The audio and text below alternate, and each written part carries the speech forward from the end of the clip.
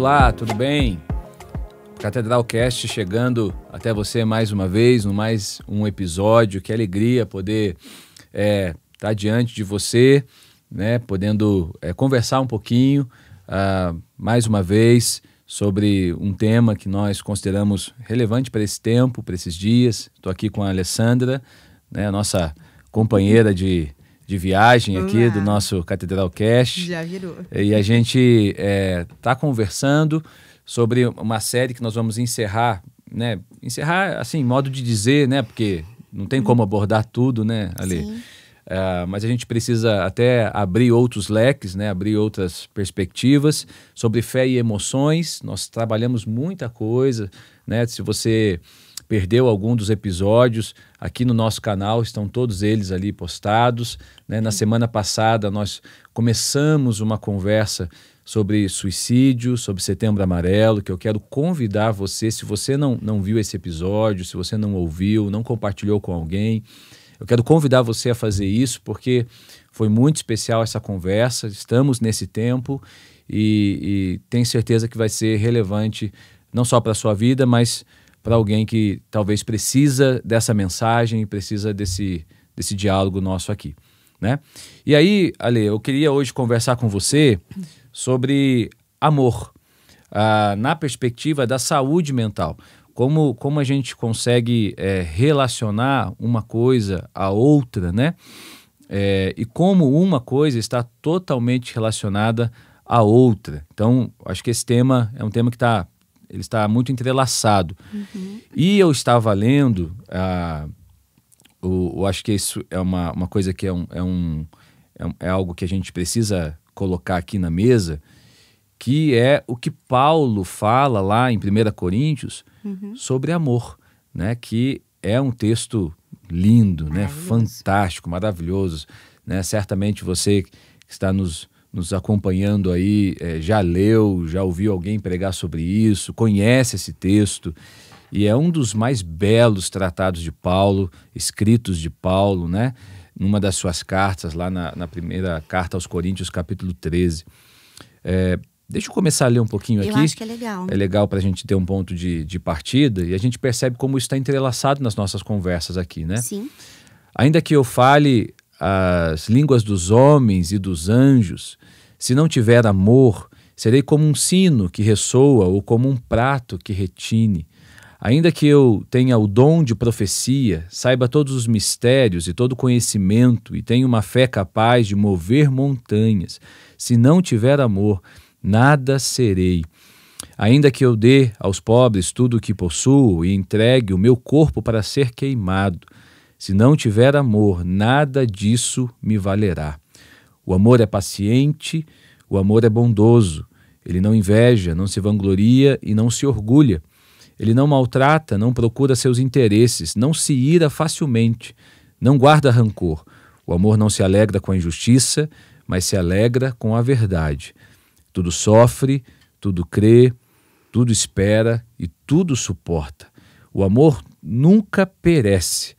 As profecias desaparecerão, as línguas cessarão, o conhecimento passará, pois em parte conhecemos e em parte profetizamos. Quando, porém, vier o que é perfeito, o que é imperfeito desaparecerá. Que lindo, né? Muito legal. Eu li apenas uma parte e tem ainda uma segunda parte aqui, mas vamos ficar até aqui, que eu acho que já dá para ter uma visão, uma noção. Mas e aí, Ale, como que a gente começa aí o nosso bate-papo? O que você consegue nos relacionar aqui num primeiro momento, a partir desse texto, a partir da temática que a gente colocou aqui, a partir de tudo que a gente conversou? Acho que é interessante hoje a gente fazer um fechamento. Sim. Né? Como é que a gente consegue relacionar isso com a saúde emocional, com a saúde das emoções? Legal, pastor. Eu acho legal a gente conseguir ter uma visão, né, desse tema, amor, da mesma forma que a gente tem, a gente pelo menos deveria, né, ter visão de outros termos que meio que parece que foram banalizados, né? Como esperança, simpatia, como coragem, respeito, que fica parecendo que é muito tema de palestra motivacional e não algo que possa ser caiu experimentado. Muito no senso comum, né? Muito na fala, né? A gente fala, mas não dá conta do significado daquilo, né? Exatamente. A gente não olha como uma experiência. A gente já falou antes, né, do amor como emoção, do amor como sentimento. E esse amor como emoção e como sentimento é uma experiência pessoal que a pessoa tem e eu não posso ver. Eu não consigo enxergar o sentimento que as pessoas que me amam experimentam. Eu não consigo ver. Eu não consigo ver a emoção. Eu não consigo enxergar de modo que eu conseguisse mensurar. Isso eu não consigo. O que eu consigo enxergar é o comportamento. Comportamentos são observáveis. A postura. Esse amor que a gente está vendo em 1 Coríntios é um amor atitude. É um amor que pode ser tocado. É um amor que eu consigo pegar. Consegue mensurar ele, né? Eu consigo pegar na minha mão. Consegue ver, consegue perceber, consegue sinalizar. Ali teve amor, ali teve. Sim, e eu consigo sinalizar, ali teve amor, não por conta da subjetividade da experiência, mas por conta da objetividade que vem através do comportamento. Então, hoje a gente está falando de amor enquanto comportamento. Atitudes de amor. Então, vamos pensar em 1 Coríntios, né, 13, como uma pequena relação de atitudes de amor. De que forma eu consigo observar esse amor? De que forma o meu amor pode ser observável? Porque hoje a gente fala muito eu te amo. A gente fala eu te amo para o amigo, eu te amo pro porteiro, eu te amo para a pessoa que eu nem vejo, que eu não sei nem o nome, que eu não sei a história. Eu te amo, eu te amo, eu te amo. Mas em que momento esse amor, ele nem precisa ser dito porque ele é visto? Eu consigo ver. Eu consigo ver essa atitude. E não é porque a pessoa está me falando, porque ela me falou, porque eu tenho uma referência verbal. É porque tem uma atitude ali. Então, essa atitude, ela tem um poder curador. Essa atitude tem um poder curador. Então, vamos falar primeiro sobre o quanto o amor pode ser curador quando eu amo, quando eu tenho atitude. No caso, quem está... sendo o sujeito ali da atitude, né? Sim, quem está amando. Quem está amando, isso. Então, a gente pode pensar assim, vamos dividir. O poder curador do amor para quem está amando, realizando, né?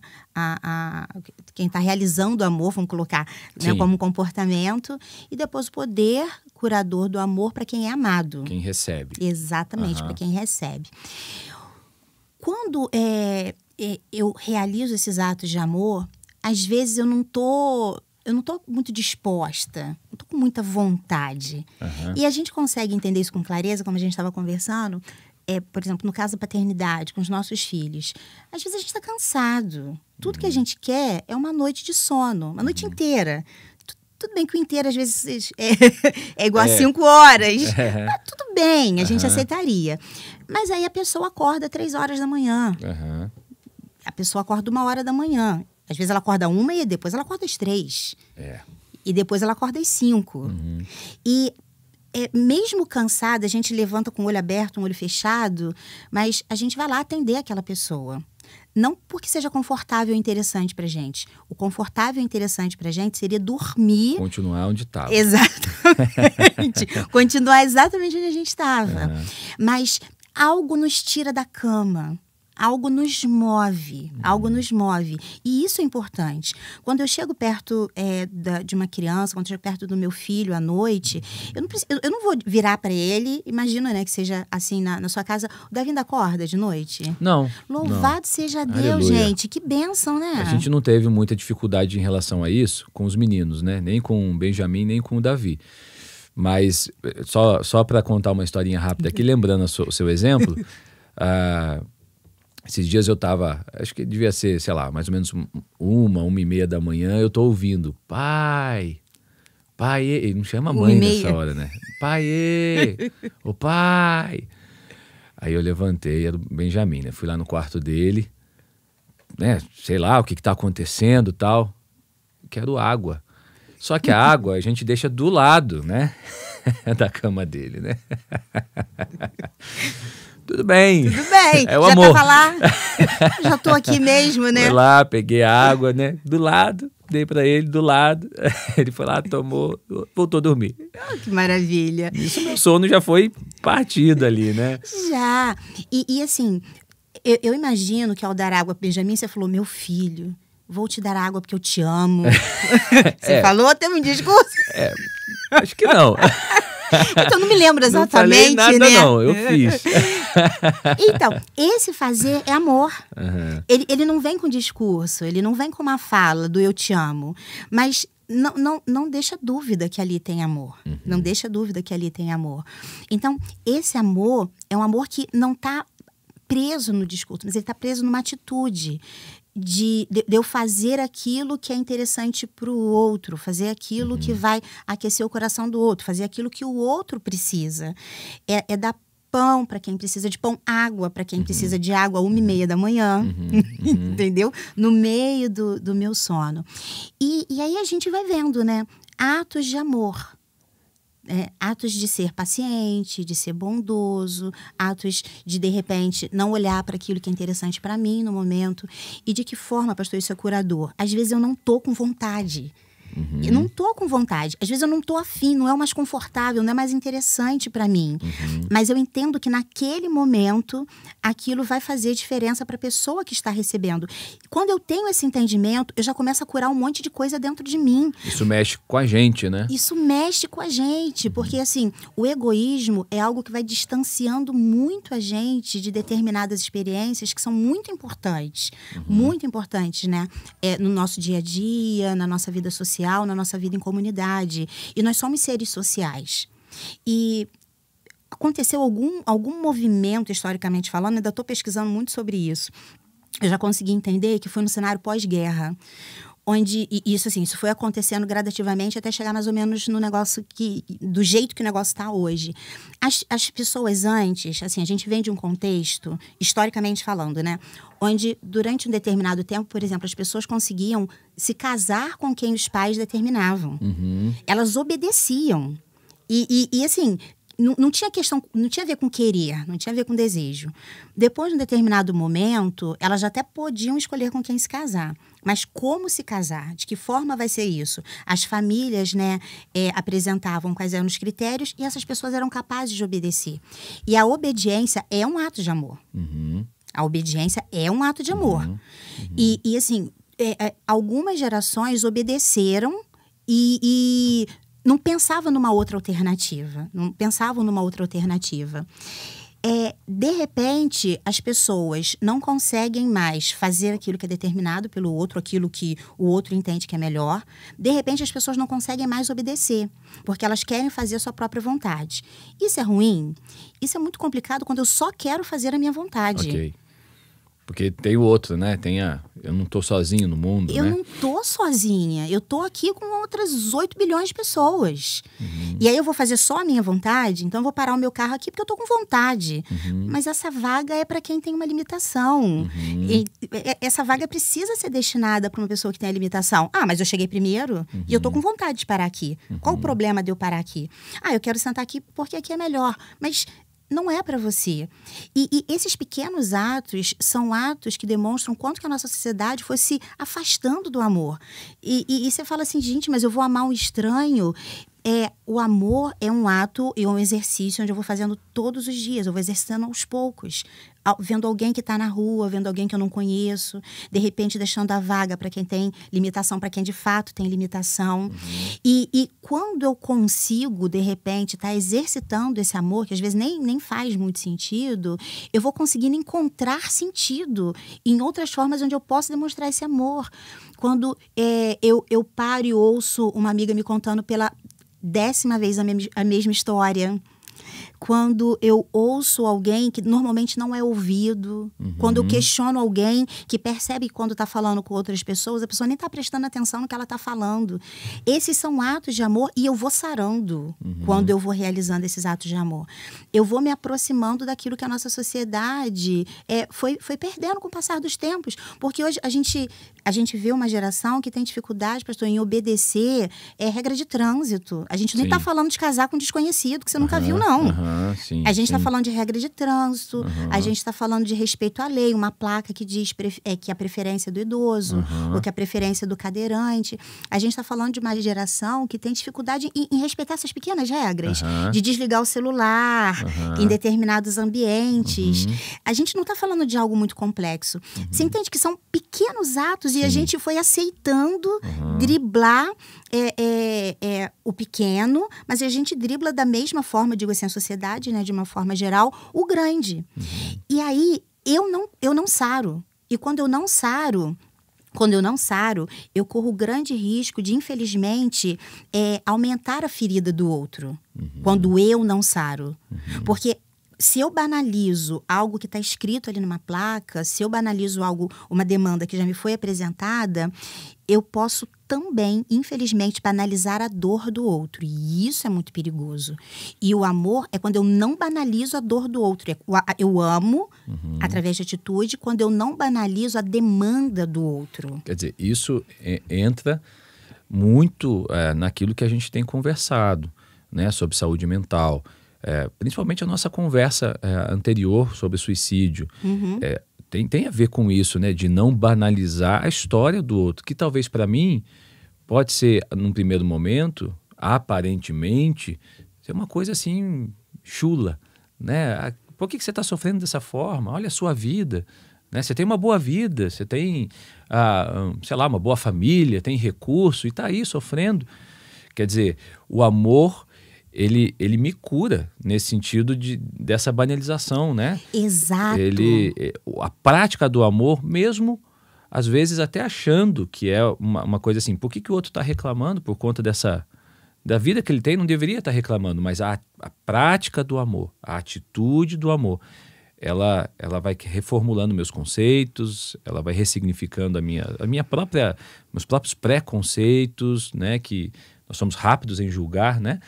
E o amor talvez não, o amor entra como um ato terapêutico, assim, quando eu pratico, quando eu saio de mim, né? Sim. O mundo não é só eu, o mundo não é só o meu conceito, aquilo que eu aprendi, aquilo que eu acho que é certo. Quer dizer, eu não paro nessa vaga, não é por causa de mim, é por causa do outro. Exato, né? Não é por mim eu pararia, eu cheguei primeiro. Não vou atender a minha vontade.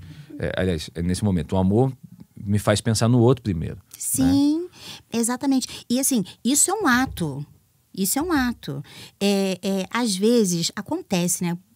São coisas pequenas e a gente vê como é que isso está perdido. Todo mundo está vendo que você está dando certo, que você vai entrar naquela vaga. Todo mundo, né? A pessoa que saiu da vaga percebeu, qualquer um que passe. Mas aí vem um espertinho que vai e entra na vaga na sua frente. E o espertinho pensa assim, bobeou, dançou. Deu mole. Bobeou, deu mole, a vaga é minha. E é algo pequeno, mas ele percebeu que eu ia entrar. É como se ele tivesse um prazer em mostrar para mim que eu não deveria ter agido daquela maneira. Ou, de repente, eu que já fosse embicando o carro, dificultando a saída do outro. E por que eu preciso dificultar a vida do outro? Esse pensamento é um pensamento de amor que está muito distante da realidade hoje, pessoal. Muito distante.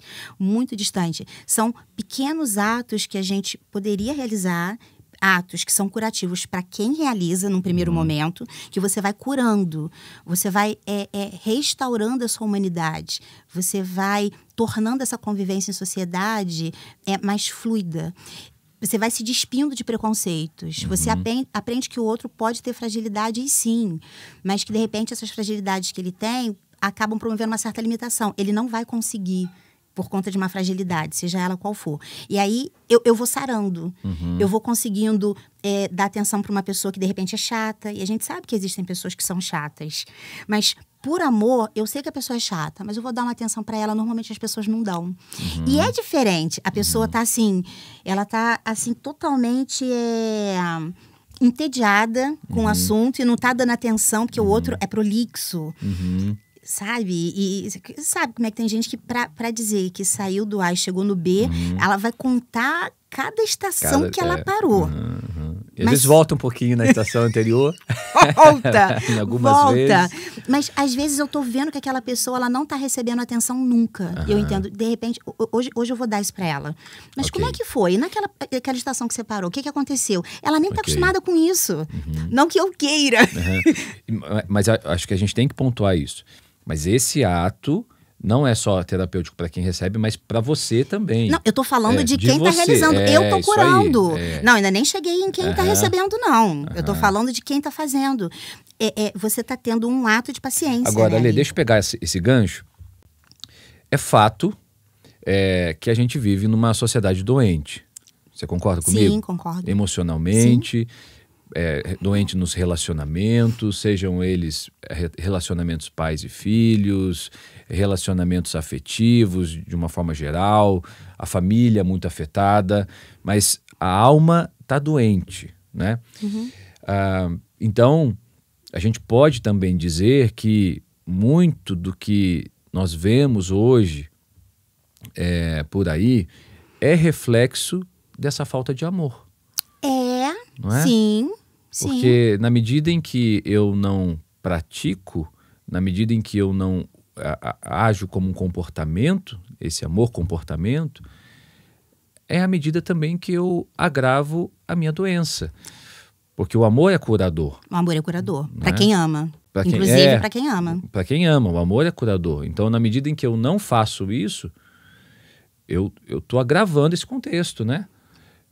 De doença emocional, de essa questão do egoísmo, essa questão de eu viver para mim mesmo, de eu me fechar no meu mundo, não pensar no outro, mas me fecho no meu mundo, de eu requerer dos meus direitos, somente eles, mas não cedo em momento algum também, não abro mão em momento algum, mas os meus direitos eu quero, né? Então esse cara que você usa o exemplo, que pega a vaga, na outra esquina ele não vai ceder a vaga. Quando ele precisar, ele vai sair do carro e vai reclamar, mas na esquina anterior ele foi lá e... Então, isso tem contribuído, né, com o mundo de hoje, né, com as doenças que nós temos visto por aí. Tem, e o que acontece, né, pastor? Boa parte desse comportamento disfuncional que a gente vê na sociedade vem embasado num discurso de amor próprio. Eu peguei a vaga porque eu fui mais esperto, eu me amo, primeiro farinha é pouca, meu pirão primeiro. Meu pirão primeiro.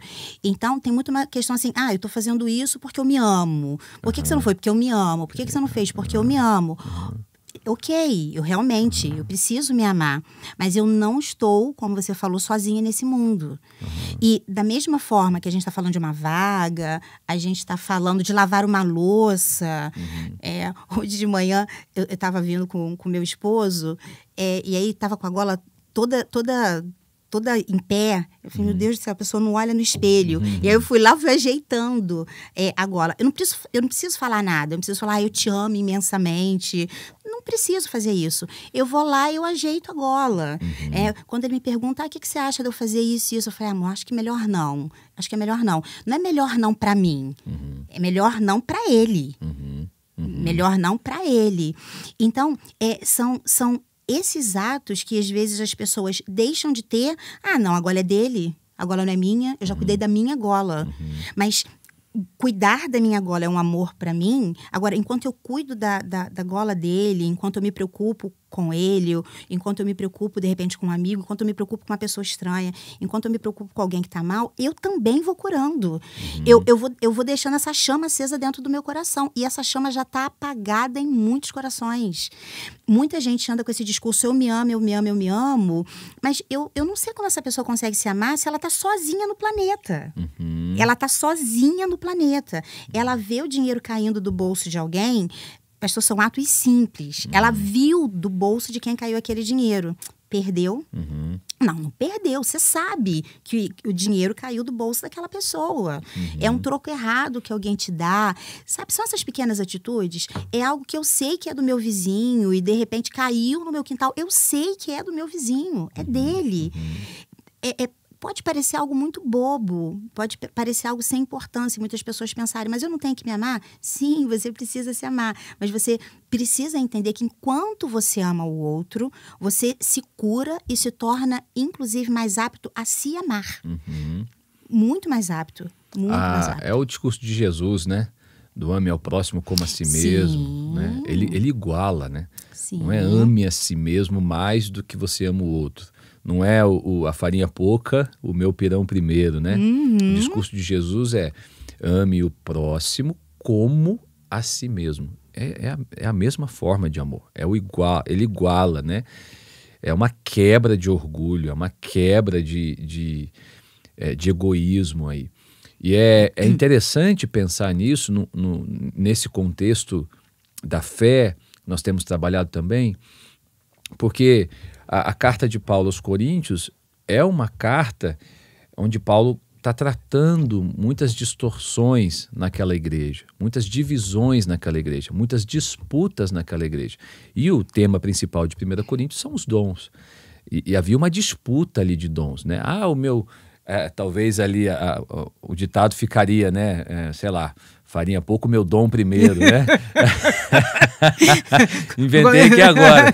Farinha pouco, meu dom primeiro. Porque a disputa ali era acirrada entre quem falava em línguas, quem profetizava. Adoro melhor. E é interessante que a disputa era grande no sentido de que o meu dom é melhor do que o seu. Havia uma hierarquização dos dons e o uso dos dons em benefício próprio, de autopromoção. É interessante como esse negócio não aconteceu ontem, né? Isso já vem... Parece até que está falando de algo que aconteceu ontem, né? Já vem de muito tempo. E aí Paulo escreve esse capítulo 13 falando que, olha, não, porque todos esses dons que vocês procuram vão perecer, vão acabar. Mas o amor é eterno.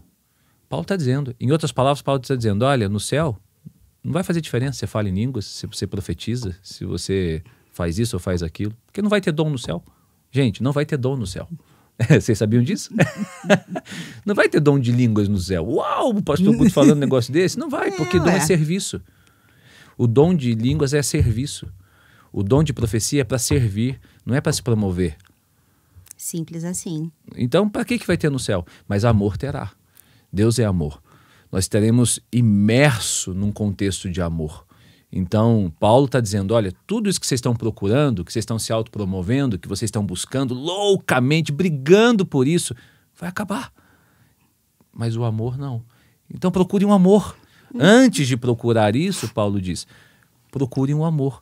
Ele faz uma espécie de sanduíche ali. Ele coloca o capítulo 12, ele trata a distorção das disputas dos dons.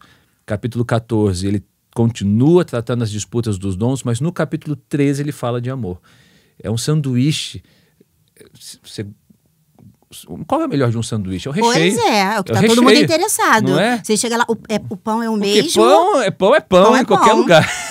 Mas é pão, né? Mas qual recheio você quer, né? Mas aquele recheio é o que faz a diferença num sanduíche.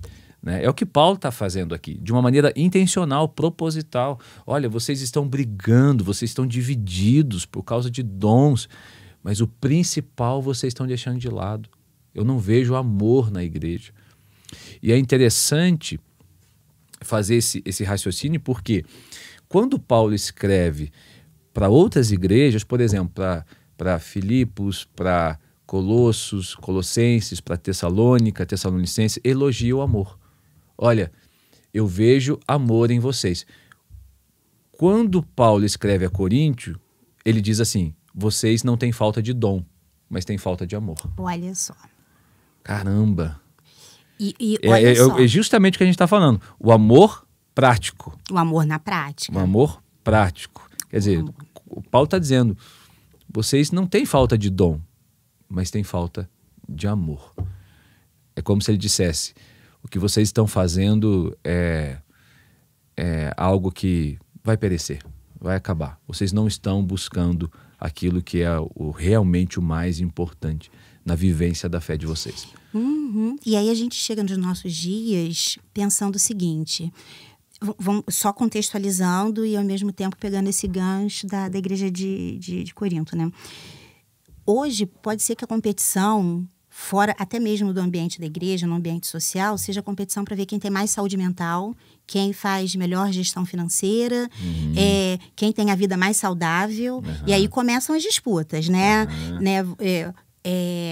Quem come melhor, quem dorme melhor, quem se exercita mais, quem gerencia melhor o dinheiro que tem, quem consegue fazer mais grana, quem enriquece mais, quem é mais bonito, quem consegue chegar aos 70 como se tivesse 25, entende? Quem consegue fazer isso, quem consegue juntar mais grana. E tá todo mundo realmente incrivelmente focado nisso, disputando. E as pessoas querem saber, né, como é que ela tá nesse ranking. Mas ela se esquece do mais importante. As pessoas continuam esquecendo o que é mais importante. É o mundo dela mesma, né? É o mundo de si. Sim, continua. Você vai falando e assim, você está falando do lugar onde a gente vive, você está falando da sociedade onde a gente está. É claro que existem contextos onde as pessoas ainda têm essa disputa, infelizmente, né? Sim. A gente tem uma diretriz bíblica, a gente tem uma diretriz da palavra, mas existem contextos onde ainda existe essa disputa. Qual dom é mais importante, né? Quem consegue mais evidência por conta do dom que tem. As pessoas também gostam porque é muito mais interessante que alguém tenha do que ela, de repente, busque de alguma forma. E aí todo mundo se aproveita, 5 mil, 10 mil, 15 mil pessoas se penduram e fica todo mundo realmente tirando proveito. E aí começa a disputa, né, das pessoas que têm aquele dom em comum, qual delas tem o dom maior. E a gente tem essa questão. Mas existem outras disputas acontecendo. Mas o mais importante, as pessoas perdem. E o mais importante, né, pastora, é o que deixa a memória. Porque em algum momento eu não vou estar mais aqui. Sim. Em algum momento eu não vou estar mais aqui. As pessoas não vão se lembrar do que eu sentia. As pessoas não vão se lembrar do que elas não conseguem ver. As pessoas vão se lembrar do que eu fazia. Do que eu fiz, A gente fala de Jesus e a gente vive hoje, né, os benefícios do sacrifício de Jesus. Sacrifício é atitude. Sacrifício é palpável, é visível. A crucificação foi algo visível. Não foi algo subjetivo. E esse amor que nós estamos conversando aqui, ele é sacrificial, né? Ele vai ser. É o negar a si mesmo. É o negar a si mesmo. Que vai na contramão do que a sociedade fala, que não, seja o que você é. E o mundo vai ter que te engolir do jeito que você é. Eles vão ter que te aceitar. Vai ter que te aceitar. E olha só, o vai ter que te aceitar vem com uma imposição para todos. Sim. Todo mundo vai renunciar o que acredita, o que vê, o que quer, o que aprova, o que aprendeu, o que é correto, para te engolir. Ainda que você seja a pessoa mais inadequada do planeta. E nesse contexto que a gente está conversando, isso é gerador de doença. Porque não trabalha nada dessa questão desse sacrifício, desse amor na prática, não, você vai engolindo, você vai ter que engolir, você vai aceitando, quer dizer, essa imposição, ela não é nem um pouco amorosa, né? Porque ela não trabalha essa perspectiva de amor. Não. A minha vontade acabou. Então você vai ter que aceitar a minha vontade. Eu estou impondo aqui. Essa forma que eu penso é assim que vai ser. E o nosso mundo caminha para isso. Caminha não, já está caminhando a passos largos para isso. Sim. Né? Está correndo para isso. E você percebe como isso gera ilhas? Porque eu digo, você vai ter que me engolir do jeito que eu sou. Mas aí você fala, não vou te engolir do jeito que você e aí eu faço a minha. Exatamente. Aí você faz a sua ilha. Não, você que vai ter que entender que eu não vou te aceitar do jeito que você é. E aí, pronto, já temos 2 ilhas. Aí daqui a pouco eu viro pra outra pessoa, olha, você vai ter que me engolir do jeito que eu sou. Porque eu não vou mudar só pra te agradar. A pessoa, então eu também não vou mudar só pra te aceitar. Aí temos outra ilha. E aí a gente vai tendo várias pessoas vivendo sozinhas numa ilha maravilhosa, super confortável, com uma TV de todas as polegadas possível, num sofá super confortável, onde mais ninguém senta, só ela. E não é só por conta de um dito moderno, mas é por falta de amor. E o amor não é algo que você vai falar. O amor é algo que você vai experimentar. E você sara quando ama. E eu tô falando isso, né, pastor? Porque, por exemplo, a gente, né, tratando a questão do Setembro Amarelo. Quando a gente lida com alguém que está fragilizado, com alguém que está deprimido, com alguém que já perdeu a esperança, com alguém que não consegue mais ter perspectiva de vida, às vezes isso é pesado, às vezes é desgastante. Muito. E não adianta virar para a pessoa e falar assim, ai, preserve-se porque eu te amo. Porque eu vou estar fazendo a mesma coisa do você tem que me engolir. Eu não estou pensando naquela pessoa, ela não está... Pensando em mim. Exatamente. Eu estou pensando em mim, eu te amo. Né? Se preserva porque eu te amo. E aí eu virar para aquela pessoa e falar, eu estou contigo, eu estou aqui. Pode deitar que eu tô aqui. Eu vou ficar sentado aqui. Eu posso não falar nada. Eu posso ter outras coisas para fazer, mas eu vou ficar aqui. Eu tinha um livro para ler, mas eu vou ficar te olhando. Eu vou ficar te olhando. Disponível, né? É um amor disponível. Eu tô te dando a minha disponibilidade. Eu tô te dando a minha compreensão. Isso é tão caro, né, Ale, hoje em dia? Disponibilidade, Disponibilidade, né? É tão caro. Disponibilidade. Todos os sentidos, é tão caro. Sim, sim. E para quem é amado? Ai, pastor, para quem é amado... É muito curador, né? Para quem é amado, né? Eu perceber que, embora a pessoa não esteja dizendo que me ama, ela está me dando isso. Eu posso questionar o que uma pessoa sente. Posso falar, ele está dissimulando. Não é isso, sabe? Está dissimulando. Isso não é real. A pessoa diz, não, porque eu gosto muito de você. Isso é real, não é real? Mas como é que eu faço a prova se aquilo que ela está falando, de fato, é uma realidade? A única forma que eu tenho é através do comportamento. Às vezes, o discurso, ele é incompatível com o que eu vejo. Quando eu estou em conflito entre o que uma pessoa diz e o que eu estou vendo, eu levo em consideração, infelizmente, o que eu estou vendo. As pessoas falam, porque tem gente que fala muito bem, tem um discurso muito bom, um discurso muito elaborado, mas não consegue ter atitude. Mas a prática... Aí você vê, né? Na prática eu vejo, eu vejo. A pessoa diz que me ama, mas ela não consegue lavar uma louça para mim. Ela mora na mesma casa que eu e ela não consegue lavar uma louça para mim. Porque filho às vezes tem essa, né? Filho, às vezes, é uma bênção. É uma bênção. E, às vezes, eu falo, ai, mãe, mas eu te amo tanto. Tu me ama? Então, vai lá, lava aquele prato que tá na pia. Eu não cheguei nessa fase ainda. Não. Mas eu já tô. Mas eu tô esperando eu chegar. Tá. Vai acontecer. Vai. Ai, gente, o meu às vezes chega, fala, ai, você é minha rainha. Tá lá no celular, minha rainha. Se eu sou rainha, eu mando. Não é. Se eu sou rainha, esse é o meu reino. No meu reino, as louças são lavadas quando a pessoa acaba de almoçar. E assim, às vezes eu vou e eu preciso lembrar. Eu falei, cara, tu não me ama? Vai lá, lava aquele prato, quebra o galho. Tu não me ama? Tira aquele prato da mesa. Tu não me ama? Pega aquela caneca e coloca no lugar. Aí fala, mãe, mas eu te amo. Eu falei, não, ok. Mas age de acordo com o que você tá falando. É porque o amor também é algo, né, pastor? Que eles demoram um tempo para poder entender. Benjamin não vai conseguir entender que o que você fez naquele dia foi um ato de amor. Ele vai demorar anos até ele entender isso, que aquilo foi um ato de amor. Da mesma forma, ele vai entender, ele vai levar anos para entender. Meu filho ainda não chegou nessa fase. Eu falei, olha, daqui a alguns anos a gente vai voltar a conversar sobre isso. Porque ele se acha muito maduro, porque a teoria da geração deles é muito boa. Muito boa. Os argumentos são, olha, a gente fica de queixo caído. Dá um certo orgulho que eu alimentei direitinho, porque ele consegue, né, elaborar uns pensamentos muito bons, mas a prática... Ainda é a questão da maturidade. É a questão da maturidade, mas daqui a alguns anos vai estar top, sabe? Vai estar realmente um show. E assim, o amor é algo que a gente amadurece. O amor é algo que a gente vai amadurecendo. A gente precisa de um tempo para amadurecer, tanto para dar quanto para receber. Existem pessoas que não se permitem ser amadas. E existem pessoas que não estão em condições de receber esse amor. Percebe a diferença? Parece que, tipo assim, não, é a mesma coisa. O amor não está chegando, tá? Mas um não se permite. E o outro não está em condições. É como se eu tivesse com o braço quebrado, num caso, né? E mesmo querendo abrir a porta, eu não tenho condições. Não dá. Eu tô com os 2 braços quebrados, eu não tenho como. E a pessoa fala, não, deixa eu te amar. Eu não eu não consigo. Mas como você não consegue? Eu tenho 100 quilos de amor aqui para te entregar.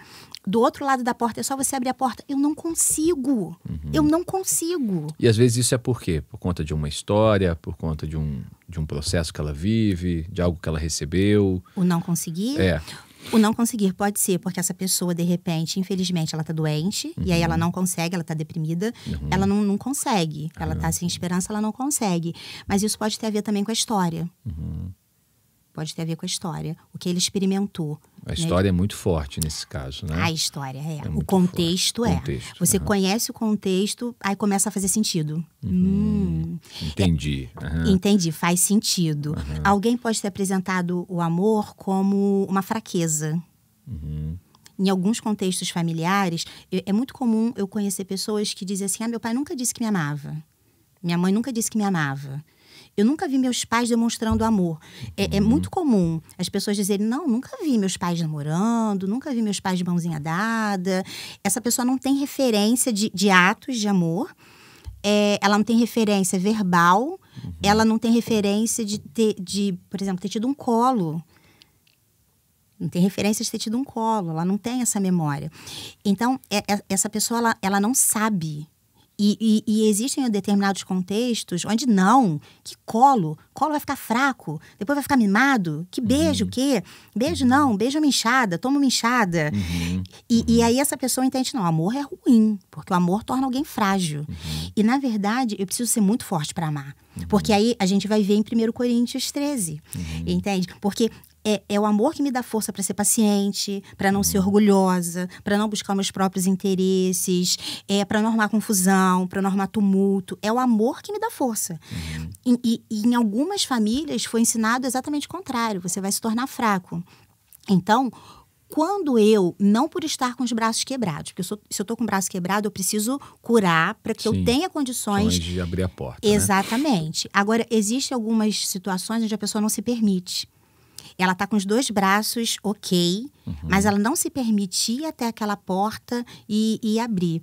Isso é explicado também pelo contexto. Aí ela não está doente. Ela não está doente. Só que ela não aprendeu. E ela fica do lado de cada porta perguntando: mas como é que eu faço?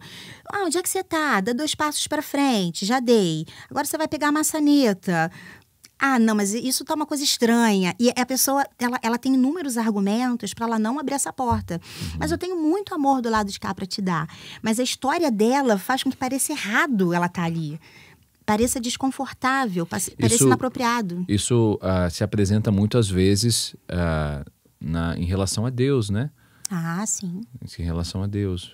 É Você muito transfere. comum. Transfere. Você transfere. E existem pessoas que não conseguem entender o amor de Deus. Existem pessoas, pastor, que têm dificuldade para experimentar a graça. Parece uma coisa louca, mas a graça não faz sentido. Inchada faz sentido. Sim. Trabalho, sim. né? Trabalho árduo, né? aquela questão, não, você tem que suar. Tem que merecer. Tem que merecer. Por exemplo, muitas pessoas não considerariam, né, o ministério pastoral um trabalho. Não, tem que ter calo nas mãos para valer. Quantas vezes eu já fui desqualificada no meu trabalho por pessoas que não conseguem entender o meu trabalho como um trabalho?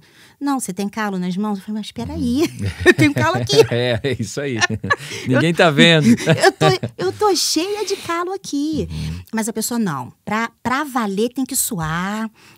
Pra valer a roupa tem que estar suja no final do dia. Ou então desqualifica, né? Ganha dinheiro fácil, né? Ganha dinheiro fácil. E tem gente que fala, não, você ganha dinheiro batendo papo. Quem me dera bater papo. Meu pai. Quem me dera bater papo. Sexta-feira eu saí, né? Marcília me convidou para tomar um café, sendo que eu não tomo café. Aí a gente trocou o café no meio do caminho por outra coisa. E a gente conseguiu ficar um tempo conversando. Aí depois eu agradeci ela, no momento ela agradeceu também. Marcília é muito gentil, né? Eu ainda falei, Marcília, há quanto tempo que eu não tinha tempo para sentar e ficar conversando com alguém. Pode parecer uma loucura, você fala, você não faz isso todo dia? Não, eu não faço. Sim. Eu tô trabalhando. Sim. É trabalho, aí, não trabalho. é bater papo. Isso aí. Da mesma forma que pastorear. Gente, é um trabalho. Sim. Que no final do dia parece que você virou 10 lajes, né? Sim. Nossa, tem dia que... Parece que virou 10 lajes. E E quando eu me permito ser amada, eu sou curada pelo amor que eu recebo. Pode até não fazer sentido no primeiro momento, que parece que eu não mereço, parece que, tipo assim, gente, isso tá muito fora de contexto, mas eu vou experimentando a pessoa me amar sem que eu faça nada. Ela me ama só porque eu existo. Ela tá feliz, como no amor, né, sentimento, né, como a gente viu, que de uma forma subjetiva, o amor é isso. É eu ficar feliz só pelo fato de alguém existir. Eu sei que eu amo. Mas ele te deu o quê? Não me deu nada, mas ele existe. Isso é tão bom, saber que aquela pessoa existe. Isso é amor. Na prática, é quando eu faço alguma coisa para poder mostrar a importância da existência de alguém. Mesmo que essa pessoa não se ache importante. Esse é o amor na prática. E isso vai me curar quando eu me permito receber amor de quem quer me amar. Amém. Uau, que bate-papo interessante, né? Que legal. Nós estamos caminhando para o final e queria que você deixasse ali uma palavra, né, para o pessoal que está nos acompanhando, fechando aí essa conversa nossa. Mas antes eu quero só finalizar aqui o capítulo 13 de Coríntios, que Paulo termina esse discurso dizendo assim permanecem agora esses três, e ele fala da fé, da esperança e do amor, mas o maior deles, porém, é o amor, né? E ele coloca o amor no topo mesmo, né, da lista, né? E justamente Paulo usa esse argumento, falando desse amor que é eterno, que não vai acabar, né? A gente volta naquela tecla de que no céu a fé não tem sentido. Por que você vai ter fé no céu, né? A esperança, você já está vivendo toda a esperança que você nutria na sua vida quando você recebe a sua recompensa maior. Mas o amor ainda estará lá. Então Paulo diz, o maior desses é o amor. Ale, deixa uma mensagem para o nosso povo que está nos ouvindo, que recebeu essas palavras, né? E está recebendo, né, dessa conversa nossa aqui. Sim, vou aproveitar, né, esse versículo porque eu acho muito legal. Eu posso compartilhar a minha fé contigo e isso pode alimentar a sua fé, mas aí vai ser a sua fé. Eu tenho a minha e você tem a sua, desperto. Eu posso, de repente, através da minha esperança, dizer algumas palavras que pode ser que desperte ou não esperança em você. Mas eu não tenho como te dar a minha. Eu não tenho como tirar a minha esperança de dentro de mim e te dar a minha esperança. Não tenho como tirar a minha fé de dentro de mim e te dar. Eu posso fazer isso com amor. Eu posso te dar o meu amor. Então, nesse mês que a gente está trabalhando, né, pastor, essa temática de valorização da vida, o quanto que é importante a gente valorizar a vida, o quanto é importante a gente valorizar a nossa vida, estando nós em condições, e valorizar a vida de pessoas que às vezes não estão em condições de valorizar a própria vida, a gente pode se lembrar que, por mais que a gente tenha fé, é a nossa fé. E se a pessoa não está em condições, ela não tem como receber. Ela não tem como ter a fé dela avivada pela minha. Por mais que eu tenha esperança, eu também não tenho como tirar um pedacinho e dar para ela para poder alimentar. Mas o amor, eu posso. O amor, eu posso. E esse amor vai fazer diferença para mim, porque ele multiplica, né? Eu tiro ele de dentro de mim, eu não fico com menos. O que fica em mim multiplica e eu dou para aquela pessoa. É tipo... Tem aquela bactériazinha que todo mundo compartilha. Como é que é? Kefir, né? Você já viu o kefir? Que o pessoal faz iogurte em casa? Kefir é interessante. Que chega um determinado momento que você precisa trocar. Tem kefir de água, tem kefir de leite. E você faz o iogurte em casa. E aí o que acontece? Você precisa dividir o kefir. Chega uma determinada hora que ele cresce, ele expande. Se você não compartilhar, ele começa a morrer. Olha. Você precisa dar para alguém. Então, de vez em quando tem alguém falando, tem kefir de água, você quer? Tem kefir de leite, que você coloca no leite, o leite vai fermentar, e aí a pessoa vai, bate com fruta. É legal pro funcionamento intestinal, faz bem pro corpo. O amor é assim. Se a pessoa tem um discurso de amor, mas ela guarda dentro dela, vai chegar uma hora que vai começar a morrer. Ela não pratica. Então, eu tiro, vai multiplicar, essa pessoa recebe, vai multiplicar, e ela vai multiplicando.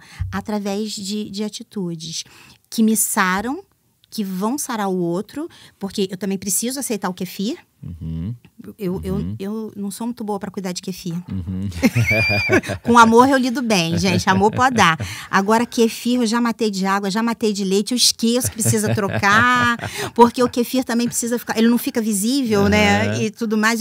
3 dias que eu não vou lá. Quando eu vou ver, já morreu, já era. Foi. Adeus, kefir. Já não tem mais espaço para ele. Mas com amor eu lido bem. Então, eu acho que vale a pena a gente entender isso, sabe, pastor? Existem pessoas que estão vivendo um momento onde eu vou precisar amar por mim e por ela, porque ela não está em condições. Mas daqui a pouco, dando esse amor, alimentando, pode ser que ela esteja um pouco melhor. E mais na frente, um pouco melhor.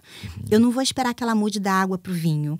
Eu vou ficar contente com pequenos passos. Que bom. Mais um dia. Que bom. Mais um dia. Que bom, mais um dia. E isso vai fazer diferença para mim e vai fazer diferença para essa pessoa também. Muito bem. Joia. Pegou aí, né? Então, pratique amor, né? Pratique amor, receba essa mensagem desse amor terapêutico, desse amor que cura, que restaura, que cura relacionamentos, que cura a nossa própria vida enquanto nós damos, enquanto nós praticamos. Receba essa mensagem de hoje. Mais uma vez, se você ainda não é inscrito no nosso canal, por favor, se inscreva, compartilhe essa palavra com mais alguém, né? Se você perdeu algum bate-papo nosso aqui, nós temos aqui no nosso Catedral Cast, né, todos os nossos bate-papos semanais postados aqui, né? Tem temas sobre finança, tem temas sobre vida com Deus, sobre vida devocional, vida emocional, tá muito legal. O cardápio do nosso podcast aqui tá muito interessante. Quero convidar você a dar uma olhada em tudo, né? Se você perdeu algum deles ali, assiste, ou então assiste novamente para você pegar outras impressões, outras direções do Espírito. Certamente vai abençoar muito sua vida. Ale, muito obrigado por hoje. Prazer. Até a próxima. Por nada, até a Tamo próxima. Junto. Obrigado você que nos acompanhou. Estamos juntos. Até a próxima, se Deus assim permitir.